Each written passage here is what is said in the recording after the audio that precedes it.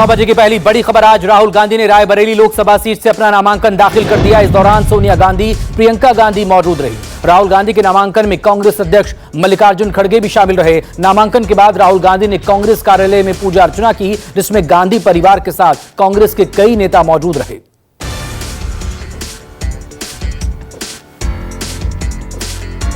रायबरेली से नामांकन के बाद राहुल गांधी ने पूजा अर्चना की। कांग्रेस कार्यालय में राहुल गांधी ने पूजा अर्चना की। बता दें, रायबरेली सीट कांग्रेस की पारंपरिक सीट रही है। इस बार भी बीजेपी ने दिनेश प्रताप सिंह को मैदान में उतारा।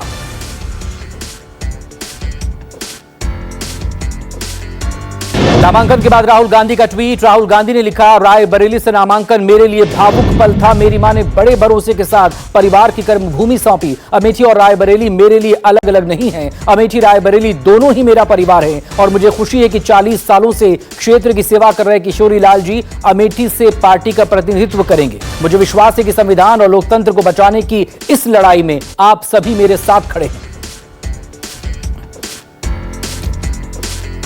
रायबरेली लोकसभा सीट से राहुल गांधी के चुनाव लड़ने पर पीएम मोदी ने तंज कसते हुए कहा, वायनाड के बाद राहुल गांधी रायबरेली का रास्ता खोज रहे हैं। पीएम ने कहा, राहुल गांधी भागकर रायबरेली पहुंच गए, वे वायनाड से भी हारने वाले हैं। राहुल गांधी अमेठी से लड़ने से डरे। पीएम ने कांग्रेस पर वार करते हुए कहा, विपक्ष सिर्फ वोट बैंक के लिए समर्पित। चुनाव से कांग्रेस की पहले से भी कम सीटें आएंगी।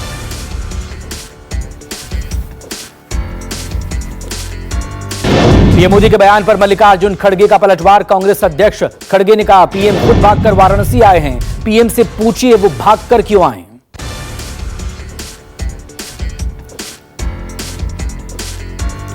केंद्रीय मंत्री और अमेठी लोकसभा से बीजेपी उम्मीदवार स्मृति ईरानी ने राहुल गांधी के रायबरेली से चुनाव लड़ने पर तंज कसा। उन्होंने कहा, अमेठी से गांधी परिवार का ना लड़ना इस बात का संकेत है कि कांग्रेस पार्टी चुनाव में वोट पड़ने से पहले ही हार स्वीकार कर चुकी। अगर उन्हें लगता है कि यहां जीत की कोई भी गुंजाइश हो तो वो यहां से लड़ते। रायबरेली से कांग्रेस ने राहुल गांधी को उतारा, वहीं अमेठी से केएल शर्मा को चुनाव मैदान में उतारा है। केएल शर्मा ने भी आज अपना नामांकन दाखिल कर दिया। केएल शर्मा का मुकाबला बीजेपी की स्मृति ईरानी से।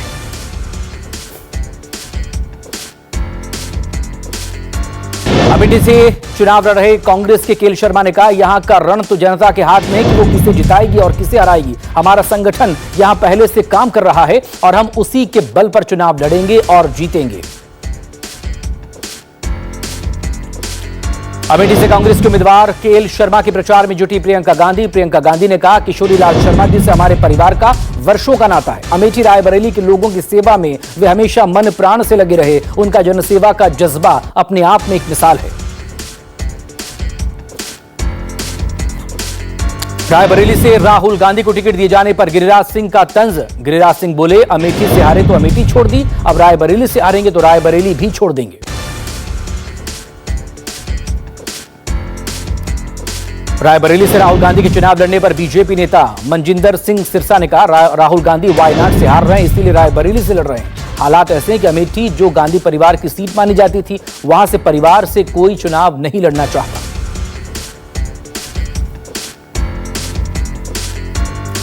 अमेठी पहुंचे अशोक गहलोत ने बीजेपी पर पलटवार किया है। गहलोत ने कहा, फैसला सोच समझकर लिया गया। हम अमेठी और रायबरेली दोनों सीटों पर भारी बहुमत से जीतेंगे। पूरे देश में अच्छा संदेश गया है।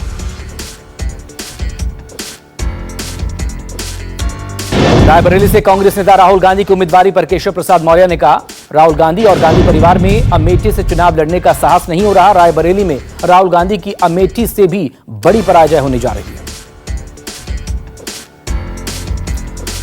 कैसरगंज से करण भूषण ने नामांकन दाखिल किया। करण भूषण बृजभूषण शरण सिंह के बेटे। बीजेपी ने इस बार बृजभूषण की बजाय उनके बेटे को कैसरगंज से उम्मीदवार बनाया। करण भूषण ने कहा कि मेरे जीवन का सबसे बड़ा पल ये पिता की तरह ही जनता के बीच प्यार मिले। लोकसभा चुनाव को लेकर समाजवादी पार्टी ने मैनपुरी में पूरी ताकत झोंकी। अखिलेश यादव ने बीजेपी पर हमला बोलते हुए कहा, इस बार बीजेपी 400 पार नहीं बल्कि 400 हारने जा रही है। अखिलेश ने बीजेपी पर तंज कसा। कहा, बीजेपी संविधान को चोट पहुंचाना चाहती है और संविधान को बदलना चाहती है, लेकिन पीडीए एनडीए को हराएगा। अखिलेश ने बीजेपी के डबल इंजन सरकार के नारे को लेकर कहा, ये डबल इंजन की सरकार वाले हैं, लेकिन बुलडोजर रैली कुछ नहीं होती। रोजगार मिलता तो जनता को फायदा होता। प्रधानमंत्री नरेंद्र मोदी 14 मई को वाराणसी में नामांकन दाखिल करेंगे। इससे पहले पीएम मोदी 13 मई को वाराणसी में रोड शो करेंगे। पीएम मोदी बाबा विश्वनाथ के दर्शन के बाद नॉमिनेशन फाइल करेंगे। पश्चिम बंगाल से पीएम मोदी ने भरी हुंकार, कहा मौज मस्ती के लिए पैदा नहीं हुआ, लोगों की परेशानी दूर करने का संकल्प लेकर आया। मैं नहीं चाहता कोई गरीबी में जिए। 25 करोड़ गरीबों को गरीबी से निकाला, गरीबी मिटाने के लिए जी तोड़ मेहनत कर रहा हूं। 140 करोड़ देशवासियों की सेवा करने के लिए निकला हूं। यूपी के सीएम योगी आदित्यनाथ ने कहा चुनाव आज चरम पर पहुंच चुका है। मोदी विरोधी ताकतें माहौल को पूरा खराब करने की कोशिश करेंगी, जनता को समझना जरूरी। सीएम योगी ने कहा पुलवामा की घटना का समर्थन करने वाला व्यक्ति राहुल को समर्थन कर रहा है। बीजेपी जीतेगी तो भारत में दीपावली मनेगी, वहीं कांग्रेस की जीत से पाकिस्तान प्रफुल्लित होगा।